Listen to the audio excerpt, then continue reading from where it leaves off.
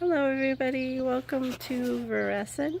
I just wanted to do something, a quick little video, kind of different than our indoor features, but everything was looking really pretty today, so I just wanted to show you some of my front landscaping of my house. I use the word landscaping loosely because I don't have a landscaper. So but this is our Mexican evening primrose. This is a perennial. It comes up every year all on its own. It's drought tolerant. I actually got it from our green belt where it was growing wild and planted some here. And ever since it's come back year after year. So it's a really great plant for the desert, for xeriscaping, I think they call it, in a hot climate. And then here is our Totem Pole Cactus. Totem poles are awesome because I think they have little, I think they call them glow kids if I remember right here, but basically they don't have any spines, they don't have any pokey bits. They're great if you have kids, and I just think they look neat. We actually got the beginning of this Totem Pole Cactus right down there. It was just a few inches tall from a friend of a friend who had one. And what's great about these, this is the most recent one we just planted, is they get these little arms and you can just propagate these arms.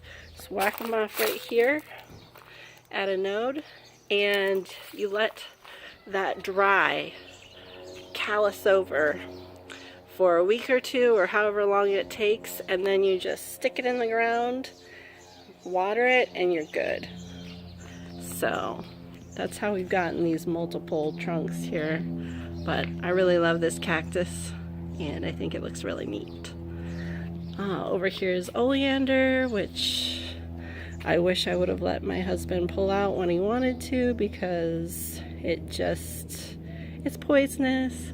I love roses more, and I'd really rather plant roses there, but too late now. Oleander, if you want to get rid of it, it's extremely hard to, the root system, you have to pay somebody especially basically to come out and dig it out because it's insane. So it's there for good now. And then this right here is my Star Jasmine, which is all just starting to get buds all over it for blooms. There's some right there. It's kind of, it likes to trail up the columns. It actually was trailed up all the way up to that corner, but then the wind comes and then it blows really hard and it falls back down, unfortunately. One of these days I'm gonna get a wire trellis installed or something like that and get it to go all the way up these columns, get it something to get really supported on so when it does get windy it doesn't fall. But this Star Jasmine is amazing.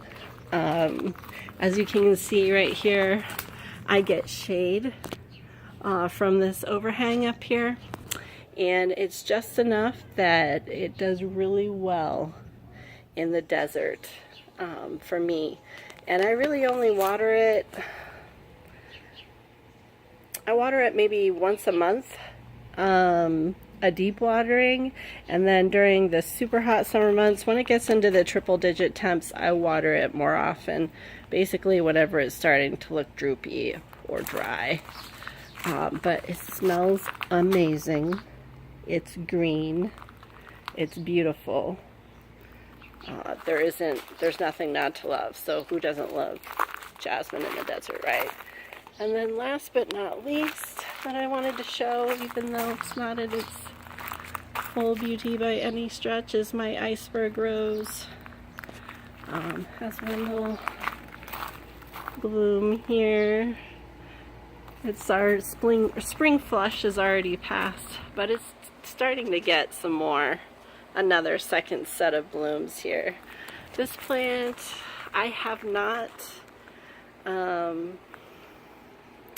I have not trimmed it. I know a lot of people like to trim their roses every year and cut them back, and I have not done that. This plant is, you can see, is quite tall. It goes taller than that block wall fence right there. And I want to say it's, I'm guessing, I don't really remember 100%, but it's, I think it's about 4 or 5 years old, right around there. It has, the nice thing about Iceberg is the foliage is easy. You're not going to get black spot. It has a ton of flowers, especially if you're good about fertilizing it. And for me, my iceberg is, I mean, I don't know if you could see this very well, but I would call it almost thorn free. So that's a real plus. It's nice. The only thing that's a little minus when you have a huge rose bush like that is all the garbage that's blowing around the neighborhood can get trapped underneath, and I have to get my son to pick that up. Anyways, but this is a really nice, easy care rose to have. I am a fan of heirloom roses, but I haven't gotten to planting some yet. I really need to. There's one of our pineapple palms, I think it's called, or something like that. I forget which palm this actually is. It has some older leaves that we have to trim off, but they take up a lot of room in our garbage, so we trim off a few every couple of weeks, and so it takes a while. We have one on the other side of our house too, but anyways, it's just a little Virescent outside edition for everyone. What kind of plants do you have in your outdoors? Let me know. Let me know what works for you. Alright, well, that's all for now. Love each other, everybody, and love your plants.